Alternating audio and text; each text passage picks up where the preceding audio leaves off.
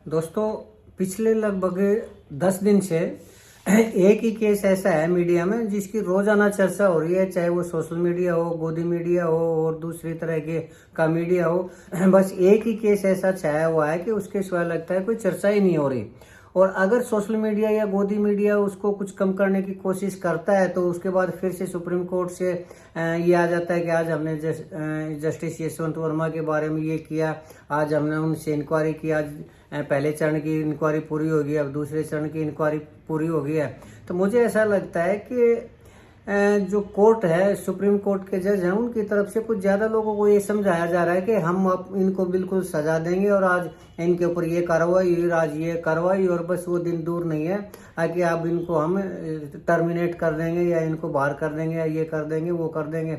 मुझे लगता है दोस्तों कि जो इस मामले में जस्टिस यशवंत वर्मा जी के मामले में जो सुप्रीम कोर्ट रिपोर्टिंग दे रही है मीडिया के अंदर, वो सुप्रीम कोर्ट का हमारी जो कोर्ट्स है उनका एक ही सिद्धांत है कि न्याय होना ही नहीं चाहिए, होते हुए भी दिखाई देना चाहिए। तो मेरे को लग रहा है कि सुप्रीम कोर्ट इस मामले में पब्लिक को ये दिखाना चाह रही है कि हम खाली नहीं बैठे और हम न्याय करने लग रहे हैं, और लोगों को ये विश्वास दिलाना चाह रही है। जबकि मेरा ये मानना है दोस्तों कि ये बिल्कुल उलट मामला है। और जस्टिस यशवंत वर्मा के मामले में मैं श्योर हूं कि उनको बिल्कुल भी सजा नहीं मिलेगी, एक दिन की भी सजा नहीं मिलेगी, न पैसों की रिकवरी होगी, न उनको टर्मिनेट किया जाएगा, न उनका महाभियोग का, ऐसा कुछ भी नहीं होने जा रहा। लेकिन मैं ऐसा क्यों कह रहा हूँ, इसके पीछे वजह क्या है और मेरे इस आत्मविश्वास का क्या कारण है कि मैं ये कह रहा हूँ आप लोगों को कि यशवंत वर्मा, जस्टिस यशवंत वर्मा, उनको किसी भी तरह की कोई सजा नहीं होगी। दोस्तों, मैं आपको सारी चीज़ें बताऊंगा, खुल के बताऊंगा कि क्यों मैं कह रहा हूँ, प्रमाण सहित बताऊंगा कि जस्टिस यशवंत वर्मा को कोई भी सजा नहीं होगी। बस आप बने रहिए मेरे साथ, मैं अभी गया और अभी आया।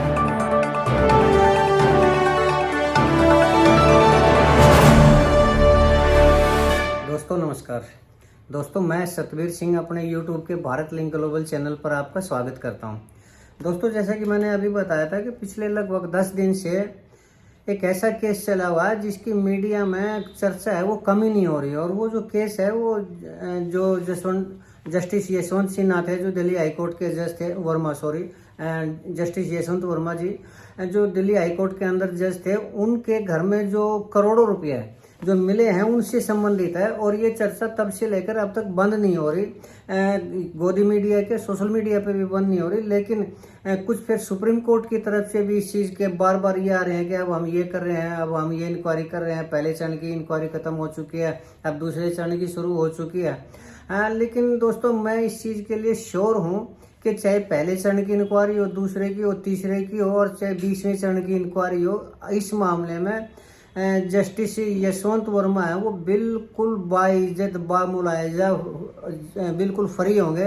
कोई उनके ऊपर वो नहीं होगा, एलिगेशन नहीं लगेगा, और वो अपने दोष मुक्त होंगे। इसमें इसका मैं क्यों दोस्तों इतना आपके श्योरिटी ले रहा हूँ, क्यों इतना आत्मविश्वास के साथ, कॉन्फिडेंस के साथ मैं कह रहा हूँ कि जस्टिस यशवंत वर्मा को इस मामले में किसी भी तरह की कोई भी सजा होगी, उसकी वजह है दोस्तों। लेकिन उससे पहले मैं आपको वो वजह बताऊँ। मैं जो मेरे सामने जो ऐसे केस आए हैं, ऐसा नहीं है कि जस्टिस यशवंत वर्मा के ऊपर पहली बार ही चार्ज लगे, उससे पहले किसी जज के ऊपर भ्रष्टाचार के आरोप ही नहीं लगे। तो जब भी आरोप लगे हैं तभी मैंने इस केस को देखा है और मीडिया में मैं लेके भी आया हूँ, इसके बारे में मैंने लिखा भी है। तो सबसे पहले तो मैं आपको कुछ ऐसे केस बताना चाहूँगा, कुछ ऐसे जस्टिस के जो जजों के थे जिनके ऊपर आरोप लगे और उनको किसी भी तरह की कोई भी सजा नहीं हुई, ताकि आपको ये यकीन हो कि मैं जो कह रहा हूँ वो ठीक कह रहा हूँ। तो पहले तो वो केस देखिए दोस्तों। 2007 में एक जस्टिस सौमित्र सेन हुआ करते कलकत्ता हाई कोर्ट के, उनके ऊपर दोस्तों पैसे के गबन के आरोप लगे थे और काफ़ी गबन के आरोप लगे थे। लेकिन उनके ऊपर निजी रूप से इतना दबाव पड़ा है कि कोई कार्रवाई तो हुई नहीं, लेकिन व्यक्तिगत रूप से उनके ऊपर दबाव पड़ा और उस दबाव के कारण उन्होंने इस्तीफा दे दिया और जो गबन था वो इस्तीफा देते खत्म हुआ मामला। अब 2008 में दोस्तों, ये तो 2007 वाला बताइए तो कलकत्ता हाई कोर्ट का था। अब Punjab and Haryana high court की एक जस्टिस थी निर्मल यादव जी। निर्मल यादव जी के पास भी 15 लाख का आरोप लगा था कि वो गलती से उनके देने थे जस्टिस निर्मल यादव को, और वो गलती से किसी अगले डोर पे यानी अगले जो जज थे जहाँ उनका रेजिडेंस था, उनके रेजिडेंस के बारे जो अगले जज रहा करते रेजिडेंस में मकान में, उनको दिए थे। और इस चीज़ से वो मामला उजागर हो गया था और इस मामले की सीबीआई से जांच भी हुई थी, लेकिन सीबीआई को भी इस मामले में कोई भी सबूत नहीं मिले। क्योंकि पहले भी सबूत नहीं मिलते रहे हैं जजों के खिलाफ, तो इस मामले में भी सबूत नहीं मिले थे। अब उसके बाद दोस्तों 2009 में जस्टिस पीडी दिनाकरण थे, ये मद्रास हाई कोर्ट के जज हुआ करते। इनके ऊपर इतनी अवैध प्रॉपर्टी, अवैध पैसे की वसूली, अवैध पैसे को इकट्ठा करना और इतना ज़्यादा आरोप लगे थे कि कम से कम 16 शिकायतें तो ऐसी थी जिनके बारे में ये था कि ये वास्तव में इन्होंने अवैध प्रॉपर्टी बना रखी है, अवैध पैसे जोड़ रखे हैं, और उनकी शिकायत हुई। लेकिन उन्हीं के ऊपर जब ये दिखाई दिया कि ये आरोप है, इनके ऊपर सच पाए जाएंगे, तो लास्ट में उन्होंने भी 2011 में इस्तीफा दे दिया, और इस्तीफा देते मामला सारा हो गया, रफा दफा, किसी तरह के कोई वो नहीं हुआ। अब एक केस आया था दोस्तों 2017 में, तो 2017 में जस्टिस CS कर्णन थे, ये भी कलकत्ता हाई कोर्ट के थे, जैसे सौमित्र सेन के बारे में बताया था मैंने। तो इन्होंने खुद इनके ऊपर आरोप नहीं लगे, बल्कि इन्होंने खुद सुप्रीम कोर्ट के और हाई कोर्ट के बहुत से ऐसे जज थे जिनके ऊपर आरोप लगाए थे, लेकिन इनके पास तो सबूत नहीं थे। आरोप लगाए थे, उनको पता था कि ये जो जज हैं ये पैसे लेने लग रहे हैं, रिश्वत लेने लग रहे हैं, तो इन्होंने आरोप तो लगा दिए, लेकिन ये उस चीज़ को साबित नहीं कर पाए। और साबित ना करने की वजह से इन्होंने उस टाइम मेरे हिसाब से 17 या 18 जजों के नाम लिए थे, आगे ये हैं जो ये भ्रष्ट वो हैं, भ्रष्ट जज हैं और ये पैसे लेते हैं, लेकिन सबूत नहीं दे पाए, तो उन्हीं को उलझा दिया गया और उनको 6 महीने की अवमानना के केस में उनको सजा हुई थी। वो भी इसलिए कि उन्होंने किसी दूसरे जज के ऊपर आरोप लगाए थे। अगर आरोप नहीं लगाते तो सजा का इस तरह का कोई मामला ही नहीं बनता था उनके पास।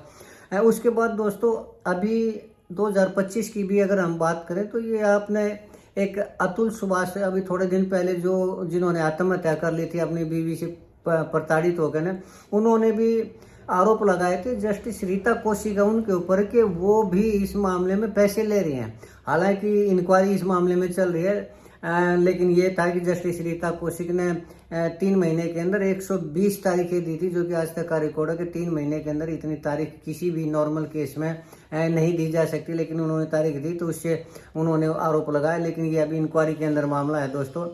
अब इसके अलावा एक जस्टिस धनंजय निकम हुआ करते, उनके ऊपर भी आरोप लगे थे, लेकिन वो भी मामला अभी चल ही रहा है। तो ये दोस्तों आरोप क्यों नहीं साबित हो पाते? पहली बात तो ये कि इसलिए साबित नहीं हो पाते कि जो हमारे माई बाप है ना, यानी जो हमारे जज हैं, उन्होंने इस प्रक्रिया को इतना लंबा बना रखा है और इतना जटिल बना रखा है कि उसमें दशकों लग जाते हैं, 10 साल लग जाते हैं। और जब जिस जज के ऊपर लगता है वो उम्र में इतना ज़्यादा होता है कि उसकी जो रिटायरमेंट है वो 2 साल, 4 साल, 5 साल, 6 साल के बाद उसकी रिटायरमेंट हो जाती है। जब रिटायरमेंट होती है तो उसके बाद उसका फैसला आता है और उसके बाद वो रिटायर हो जाता है, तो बात खत्म।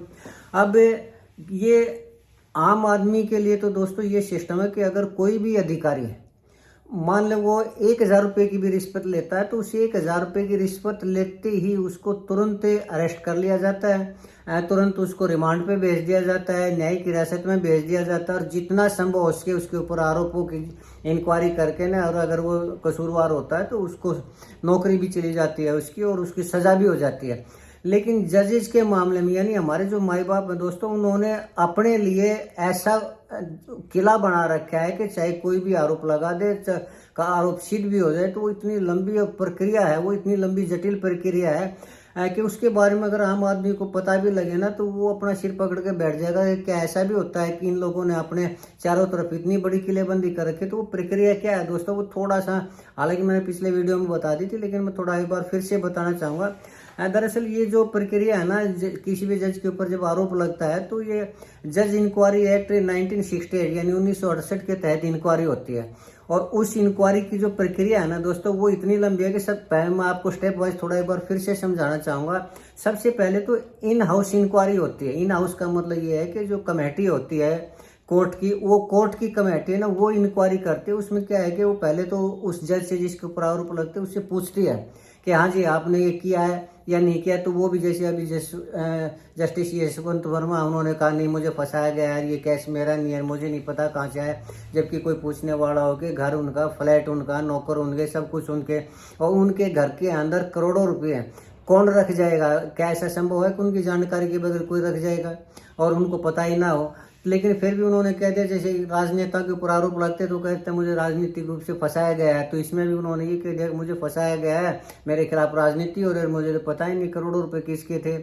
तो वो तो थी इंक्वायरी। अब उसके बाद अगला स्टेप क्या है, उन्होंने जो अपना जवाब दिया उसके बाद अगला स्टेप क्या है कि अगर मान लो संतोषजनक जवाब नहीं आ पाता, जैसे जस्टिस यशवंत वर्मा का जवाब है वो उनको नहीं वो हुआ, तो अगली ये है कि वो अपनी जो रिपोर्ट है ना, वो कमेटी, इंक्वायरी कमेटी जिसका जो अध्यक्ष होता है वो सुप्रीम कोर्ट का चीफ जस्टिस होता है और 2 हाई कोर्ट के जज और होते हैं, और तो उसमें उसके बाद फिर वो इस सारे मामले की रिपोर्ट है ना वो सेंट्रल गवर्नमेंट में, सेंट्रल गवर्नमेंट का तात्पर्य ये है कि वो लोकसभा अध्यक्ष और राज्यसभा के जो सभापति होते हैं उनको भेजती है।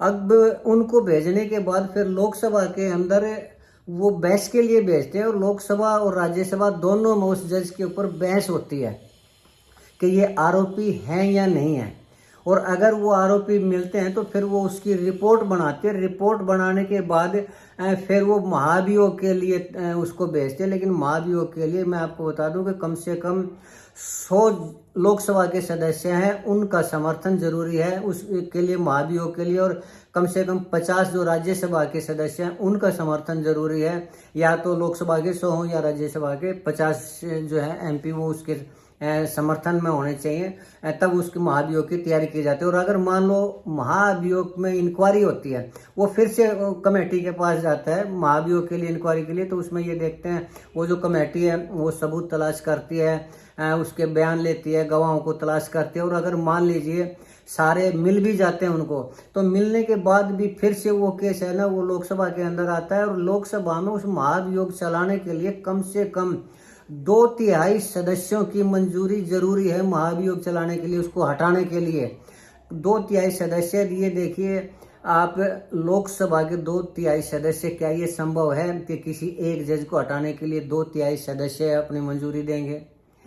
तो क्या ये इतनी प्रक्रिया ये आम आदमी के लिए है, इतनी लंबी प्रक्रिया? वैसे तो कानून ये कहता है कि कानून की नज़रों, कोर्ट ये कहती है कि कानून की नज़रों में सभी समान है, चाहे वो इस देश का प्रधानमंत्री हो या आम आदमी हो।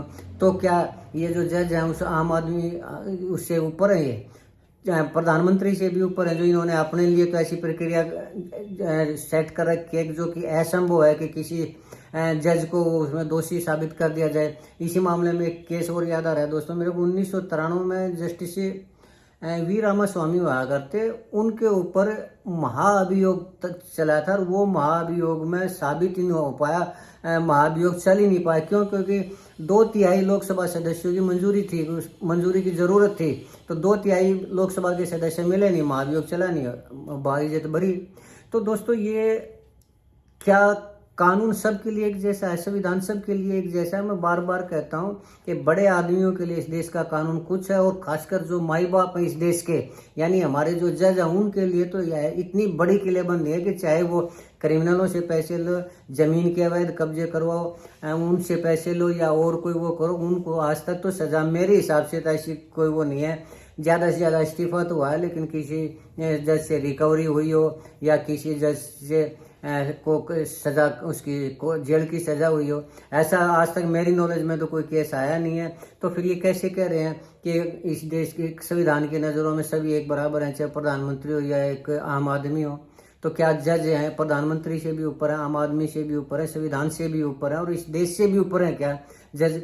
क्या इस चीज़ के लिए हमारे देश की जनता को या संसद को ऐसा कानून नहीं बनाना चाहिए कि जैसे आम आदमी के लिए भ्रष्टाचार को आरोप लगता है, जजों के लिए के ऊपर भी उसी तरह का कानून होना चाहिए? और जैसे वो दोषी होता है तुरंत उसको नौकरी से सस्पेंड कर देना चाहिए। इस मामले में एक चीज़ और कहना चाहूँगा दोस्तों, इस मामले में दिखाने के लिए कि हम कार्रवाई कर रहे हैं, जस्टिस यशवंत वर्मा से सारे काम वापस ले लिए गए, अर्थात उनको तनख्वाह मिलेगी, सुविधाएं मिलेंगी, भत्ते मिलेंगे, गाड़ी मिलेगी, घर मिलेगा, सब कुछ मिलेगा, लेकिन काम कुछ नहीं करना। तो वो सुविधाएं और वो भत्ते और वो तनख्वाह वो कहाँ से आ रहे हैं? वो हमारी जेब से जा रहे हैं, एक टैक्स पेयर की जेब से जा रहे हैं, आपकी जेब से जा रहे हैं। लेकिन क्या इसको आप सजा मानते हैं? क्या उचित है क्या? सुप्रीम कोर्ट जो ये कह रही है कि हम आम आदमी के लिए न्याय देते हैं, हम किसी सिफारिश को नहीं मानते, किसी उसको नहीं मानते, तो ये क्या चीज़ है? क्या इनको नहीं सोचना चाहिए, जजों को नहीं सोचना चाहिए कि हमारा जो व्यवहार है तभी तो वो उदाहरण बन पाएगा ना, जो आम आदमी के लिए हमारे ऊपर भी सजा के प्रावधान या कानून है उसी तरह लागू होना चाहिए। एक बार मैं आपको बताऊं थोड़ा दोस्तों, ये नरेंद्र मोदी जी ने एक बार ये कॉलेजियम सिस्टम है, कॉलेजियम सिस्टम को वो करके न डायरेक्ट बंद करके भर्ती इसमें जजों की और डायरेक्ट भर्ती सरकार के थ्रू भर्ती करने की प्रक्रिया का वो बनाया था, कानून बनाया था। तो इन्होंने तुरंत उसको असंवैधानिक बताते हुए निरस्त कर दिया। क्यों निरस्त कर दिया? कि कॉलेजियम एक इनके घर की एक वो है कमेटी है एक तरह से, उसमें आपस में ये एक दूसरे को अगर खुद अपने लड़के को नहीं लगा सकते तो दूसरे मित्र को बोल देते तू मेरे लड़के को जज लगा दे, मैं तेरे लड़के को जज लगा दूंगा, तेरी घरवाली को जज। कहने का मतलब ये पद है ना, जो कॉलेजियम सिस्टम ऐसा बना रखा है कि खुद ही बांट लेते हैं कि तेरे लड़के को वहाँ का मैं उस हाई कोर्ट का बना देता हूँ, उस कोर्ट के अंदर जज बना देता हूँ। और ऐसी बंदरबाट है, ऐसी नेपोटिज्म है दोस्तों कि एक बार इस कॉलेजियम सिस्टम को देख के तो देखिए। इस देश की जो सबसे बड़ी ब्यूरोक्रेट्स की नौकरी है वो भी यूपीएससी संघ लोक सेवा आयोग के थ्रू होती है, लेकिन जजों की जो भर्ती होती है, जो जजों का सिलेक्शन होता है वो कॉलेजियम से होता है। और कॉलेजियम हमारे जो माई बाप हैं, देश के माई बाप हैं, मिलोड हैं, इन्होंने ऐसा बना रखा है कि वो बाहर से उसकी भर्ती हो ही नहीं सकती। ये सरासर अनुचित है, बिल्कुल गलत है। तो इसके लिए सरकार अगर इस मामले में नहीं करती, हाँ सरकार के ऊपर और कॉलेजियम के ऊपर दोस्तों अभी एक बात याद आई, जब हमारे हिंदू हृदय सम्राट जी ने ये बनाया था कि डायरेक्ट भर्ती होगी तो कॉलेज सुप्रीम कोर्ट ने उसको निरस्त कर दिया था। उसके बाद उसके ऊपर कोई चर्चा नहीं हुई। तो मुझे ऐसा लगता है कि शायद हमारे हिंदू हृदय सम्राट जी और कॉलेजियम के जो मालिक हैं उनके बीच में सेटिंग हो चुकी है कि आप हमारे कॉलेजियम को मत छेड़िए और आप जो फैसले करेंगे उसके अनुसार हम फैसले कर देंगे। मुझे ऐसा लगता है दोस्तों, नहीं तो मुझे नहीं लगता है कि हमारे हिंदू हृदय सम्राट जी इस बात के ऊपर वो निश्चिंत होकर बैठ जाएं और उसके बाद कोई कार्रवाई ना करें, अगली बार अध्यादेश ना लाए या कानून बनाने का प्रयास ना करें। मुझे नहीं लगता, लेकिन पता नहीं क्या सिस्टम है क्या नहीं है। लेकिन खैर दोस्तों, ये तो मेरे विश्वास का ये कारण था, एक तो विश्वास का ये कारण था कि मैं 25 साल से तो मैं देखता रहा हूँ कि आज तक किसी भी जज को सजा नहीं हुई है भ्रष्टाचार के आरोप में। और अगर महाभियोग भी चलता है तो महाभियोग की प्रक्रिया इतनी ज़्यादा लंबी है कि सजा हो ही नहीं सकती किसी भी उसको। ज़्यादा से ज़्यादा अगर सजा का ये लगता है कि सजा हो जाएगी तो या तो पहले रिटायर हो जाता है, नहीं तो इस्तीफा देकर ना वापस कोर्ट में अपनी वकालत शुरू कर लेता है। ये इसका सिस्टम है। और इसीलिए मैं कह रहा था कि जस्टिस यशवंत वर्मा को भी इस मामले में सजा नहीं होगी। अगर सजा किसी को मिलती है तो आम आदमी को मिलती है, विशेष आदमियों को, बड़े बड़े लोगों को, और खासकर हमारे ये जो माई बाप हैं इनको तो सजा का मतलब ही नहीं। अगर इस देश की जनता ये चाहती है, आप लोग ये चाहते हैं कि ये भी कानून के दायरे में आए, तो ये मजबूर करना पड़ेगा, आप लोगों को मजबूर करना पड़ेगा कि वो सरकार को मजबूर करें, इन लोगों को मजबूर करें कि इनके लिए भी वही कानून हो जो आम आदमी के लिए हो। ये आप लोगों को दबाव डालना पड़े, यानी इस देश की जनता को ही कुछ करना पड़े, चाहे सड़कों पर निकलना पड़े या वोट की ताकत से इस चीज़ का एक कानून बनवाया जाए या कुछ भी किया जाए। लेकिन मुझे नहीं लगता कि इस तरह का कोई वो आम आदमी कुछ कर पाएगा। तो ये ऐसा सिस्टम है, ये चलता ही रहेगा। कितने 15 करोड़ इकट्ठे करो, 50 करोड़ इकट्ठे करो, 100 करोड़ इकट्ठे करो, क्या फर्क पड़ता है? आम आदमी का पैसा है और ये पैसे लेते भी हैं तो किससे पैसे लेते हैं? क्रिमिनल से ही तो लेंगे ना। आम आदमी तो कोई इनसे पैसे लेने से रहा है।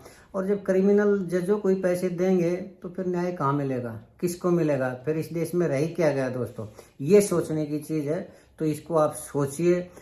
तब तक मैं अपनी अगली विवेचना आपको जरूर दूंगा। हाँ, एक चीज़ और मैं मेरे याद आया दोस्तों, अगली मैं वीडियो बनाऊंगा। एक कानून में सरकार ने एक और प्रावधान कर रखा है, अगर निचली कोर्ट से लेकर सुप्रीम कोर्ट तक भी किसी आदमी को उसके अपराधों की अगर सजा मिलती है, उसको फांसी की सजा मिलती है, तो उस फांसी की सजा को भी राष्ट्रपति के द्वारा 1 मिनट के अंदर खत्म किया जा सकता है, उसको बाइज्जत बरी किया जा सकता है। तो ये क्या सिस्टम है, कैसा सिस्टम है, अपनी अगली वीडियो में आपको मैं बताऊंगा। इसके बारे में सारा, उसमें भी आप लोगों की आंखें खुलेंगी कैसे कैसे सिस्टम कर रखे हैं इस देश की सरकार ने, इस देश के नेताओं ने। अपने लिए और जिसको बचाना चाहे उसको बचाने के लिए दोस्तों। तो आज की चर्चा यहीं तक। आप लोगों ने मेरी वीडियो देखी उसके लिए मैं आपका बहुत बहुत शुक्रिया अदा करता हूं। अगर आपको पसंद आई तो मैं आपसे निवेदन करूंगा कि आप मेरे इस वीडियो को लाइक करें, शेयर करें दोस्तों, और मेरे इस चैनल को सब्सक्राइब जरूर करें। और अगर आपको लगता है कि मैं कहीं गलत हूँ, आज की जो मेरी सोच है वो गलत है, तो कमेंट करके बताएं। ठीक हूँ तो भी कमेंट करके बताएं और गलत हूँ तो भी कमेंट करके बताऊं। अगर मैं गलत हूँ मैं अपने आप को करेक्ट कर सकूँ दोस्तों। इसके लिए एक बार फिर से आप लोगों ने मेरा वीडियो देखा, इसके लिए आपका बहुत बहुत शुक्रिया। धन्यवाद। नमस्कार। जय हिंद, जय भारत।